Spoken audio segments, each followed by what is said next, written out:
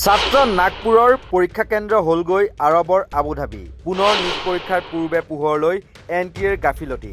নাগপুৰৰ ছাত্ৰৰ পৰীক্ষা কেন্দ্ৰ আৰব ৰাষ্ট্ৰত হোৱাটো কেনেকৈ সম্ভৱ? বায়ুসেনাৰ বিমানেৰে প্ৰশ্নকাকত কঢ়িয়াই চমক দেখুওৱা কেন্দ্ৰীয় চৰকাৰৰ কটকটীয়া নিৰাপত্তা ব্যৱস্থা লোৱাৰ লাভ হৈছে কি? দেশজুৰি বিতৰ্কৰ আৱৰ্তত থকা ৰাষ্ট্ৰীয় পৰীক্ষা সংস্থা চমুকৈ NTAৰ পুনৰ এক ডাঙৰ ভুল সংবাদ শিৰোনামলৈ আহিছে। কাইলৈ অৰ্থাৎ 21 জুনত অনুষ্ঠিত হ'বলগীয়া ৰি-নিট UG 2026 পৰীক্ষাৰ পূৰ্বে এইবাৰ NTAৰ এক চৰম গাফিলতি পোহৰলৈ আহিছে।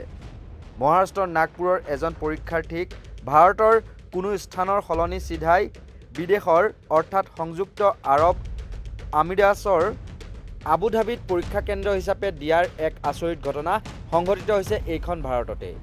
নাগপুৰৰ বাসিন্দা আব্দুল্লাহ মহম্মদ তালিব নামৰ এজন ছাত্ৰই নিট UGৰ পুনৰ পৰীক্ষাৰ বাবে আবেদন কৰিছিল। তেওঁ নিজৰ আবেদন পত্ৰত পৰীক্ষা কেন্দ্ৰৰ পচন্দৰ হিচাপে মহাৰাষ্ট্ৰৰ নাগপুৰ, ৱাৰ্ধা আৰু ভাণ্ডাৰা জিলাৰ নাম উল্লেখ কৰিছিল। কিন্তু 20 জুনত যেতিয়া তেওঁৰ NTAৰ ৱেবছাইটৰ পৰা নিজৰ এডমিট কাৰ্ডখন ডাউনলোড কৰে, তেতিয়া তেওঁৰ চকু কপালত উঠে। এডমিট কাৰ্ডত তেওঁৰ পৰীক্ষা কেন্দ্ৰ উল্লেখ আছিল আবুধাবি ইণ্ডিয়ান স্কুল, আবুধাবি অৰ্থাৎ UAE। আব্দুল্লাহে অফিচিয়েল ৱেবছাইটৰ পৰা ৰি-নিট 2026 এডমিট কাৰ্ড ডাউনলোড কৰাৰ পিছত এই গুৰুতৰ বিসংগতি লক্ষ্য কৰে। ইপিনে পাছপৰ্ট নথকা ছাত্ৰজনৰ পৰিয়ালৰ লোকো চিন্তিত হোৱা দেখা গৈছিল। দেউতাকে সংবাদ মাধ্যমৰ আগত ক্ষোভ প্ৰকাশ কৰি জনায় যে তেওঁলোকৰ সন্তানৰ কোনো পাছপৰ্টেই নাই।